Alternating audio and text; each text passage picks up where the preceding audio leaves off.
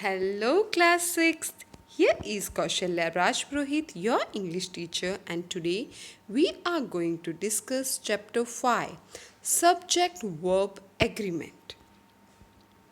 We have already discussed what are verbs. So, verb is an action word or the whatever the subject does is the verb. Subject verb agreement implies that the subject and the verb of a sentence must be in agreement in terms of number. So what does it means, right? So there is an agreement between the subject and verb, right? And they work accordingly. If my subject is a singular, right, then the verb will also be in a singular form. And if my subject is plural, then the verb which is used will be also in a plural form. Let us see how does it works. Now here I have some sentences where in some example the subject used is singular and in some example the subject used is plural. So we will be see how does the verb changes according to the singular subject and plural subject. Now let us read the first example. The baby drinks milk. Now here the baby is my subject and it is a singular. The verb use is drinks. Similarly, when the sentence is used or the subject used is plural, the babies, right? Now here in the first sentence the subject was singular, but here in the second sentence the subject is plural, the babies. So here the verb use is drink milk. You can see more example. The sari is red in color. The saris are red in color. The tailor stitches clothes. The tailors stitch clothes. The girl sings a song. The girls sing a song. The painter paints the wall. The painters paint the wall. The baby cries loudly. The babies cry loudly. So you can see I have just changed the number of subject, that is in the first column I have used all the singular form of the subject and in the second column I have used the plural form of the same subject. But you can notice that when the subject changes from singular to plural, the verb also changes. Like when I use the singular subject, then s is added to the present form of the verb, like drinks. But when the subject is plural, then we don't use s. Similarly, when the subject is singular, is used, while when the subject is plural, are is used with it. The tailor, again here es is added to the word, but when the subject is plural, we only use stitch. Girls, the girl sings, the girls sing. The painter paints, the painters paint. The baby cries, the babies cry, right? So this is called subject verb agreement. Let us look at this. A verb chart can help you to see singular and plural verb forms, right? So if I use a pronoun I, so I is a singular subject or pronoun, then am is used with the I. But when we use we, right, the plural person, the first person in plural form, then we use are as a helping verb. For the second person, for both singular and plural form, are is used, you are or you are. For the third person, he, she, it, is used, and for the plural form, they are. So are is used. So you can see that the verb changes according to my pronoun or noun, right? So if it is if the subject is in singular form, then the verb is different, and when it is in a plural form, the verb also becomes plural. Let us read these examples. She goes to the school We go to school. They go to school. Anamika is playing football. My friends are playing football.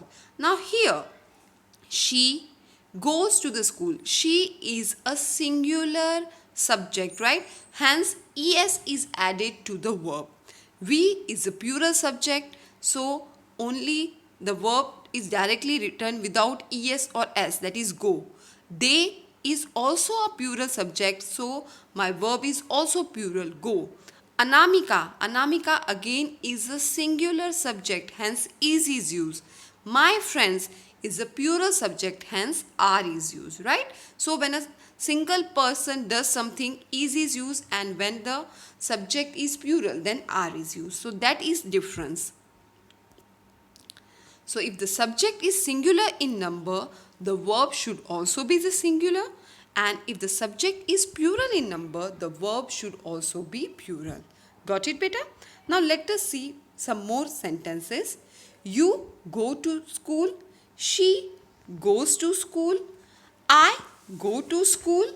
We go to school. Now here, in the first sentence, you is my subject, and as you is used as a plural subject, always the verb used with it will be always plural. So we always use go with you. Again, she is my singular subject, hence I will be using goes with she. Now I is also a singular subject, but the verb used with I is always plural.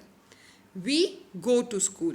We is a plural subject, so I use the plural form of the verb.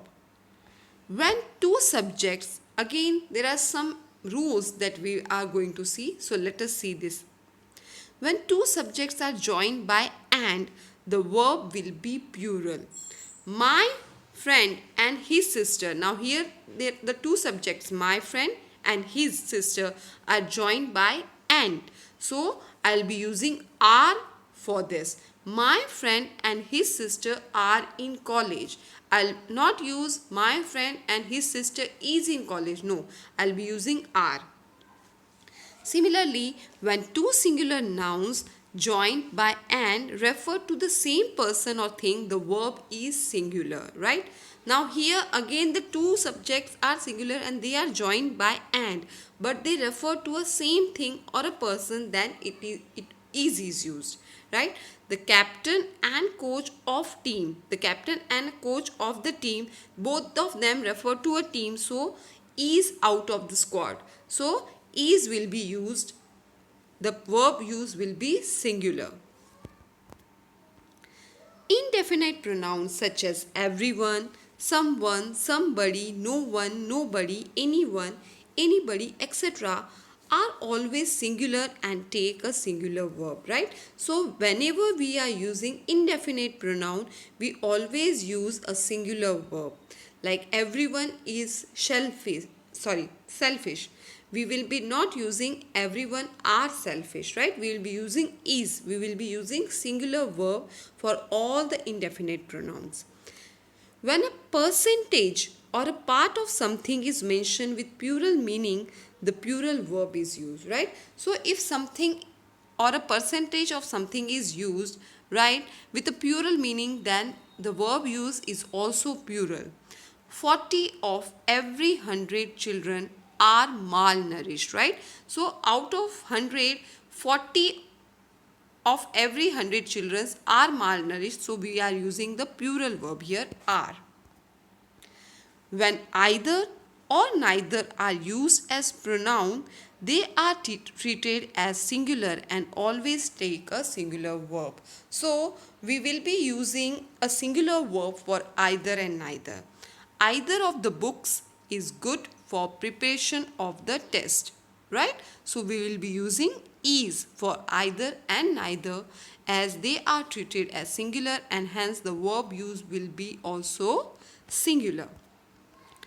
If the connectives like, along with, as well as, accompanied by, etc. are used to combine two subjects, the verb agrees with the first subject, right? So if we are using connectives like along with, as well as, accompanied by, then the verb will be agreeing with the first person, right? So if the first person is singular, then the verb will be singular. If the first person is plural, then the first subject is singular, then the verb will be singular. If the first subject is plural, then the verb will be also plural.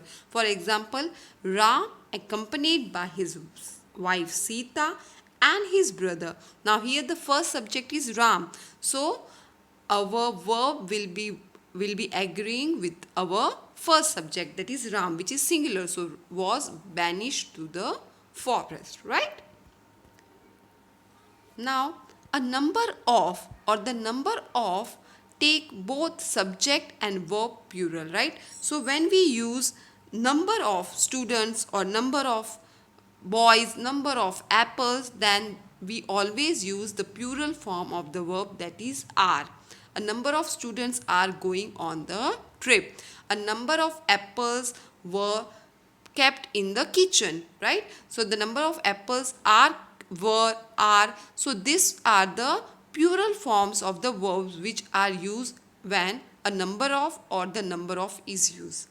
Units of measurement of time take singular verbs. So if we are using units of measurement or time, then we always use a singular verb. 5 liters of petrol was required to reach there. Okay, so here 5 liter is a unit of measurement, and hence it takes a singular verb. 5 liters of petrol was required to reach there. So was is a singular verb.